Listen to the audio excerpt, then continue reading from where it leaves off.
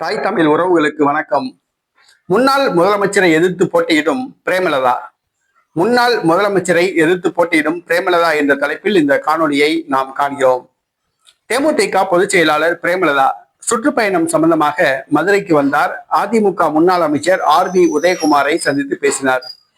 இரண்டு பேரும் தேர்தல் கூட்டணி சம்பந்தமாக பேசவில்லை என்று அறிவித்தனர்.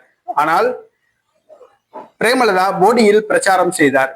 போடி தொகுதி பின்தங்கியுள்ளதாக குற்றம் சாட்டினார். போடி தொகுதி சட்டமன்ற உறுப்பினர் யார் என்று மைக்கில் வினவினார். அதற்கு கூட்டத்தினர் பன்னீர்செல்வம் என்று கூறினார். அப்பொழுது பிரேமலதா, இந்த முறை கூட்டணி கட்சி வெற்றி பெறும், அதிமுக வெற்றி பெறாது, பன்னீர்செல்வம் வெற்றி பெற மாட்டார், கூட்டணி கட்சி தான் வெற்றி பெறும் என்று அவர் கூறினார்.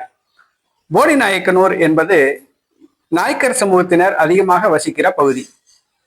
பிரேமலதா நாயக்கர் சமூகத்தை சார்ந்தவர். அந்த ஊரின் பெயரே தெரியும், போடி நாயக்கனூர்.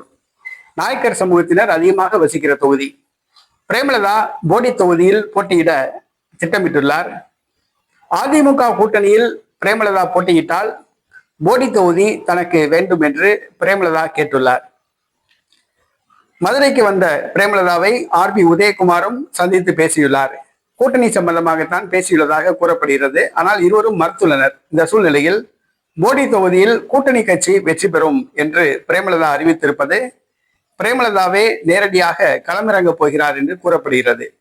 போடி நாயக்கனூர் நாயக்கர் சமூகத்தினர் அதிகமாக வசிக்கிற பகுதி. அங்கு போட்டியிட்டால் எளிதில் வெற்றி பெற்று விடலாம் என்று பிரேமலதா கணக்கு போடுகிறார்.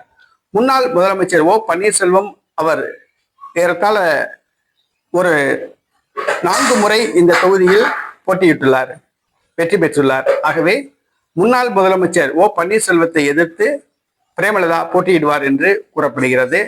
தேர்தல் களம் சூடுபிடிக்க ஆரம்பித்துள்ளது.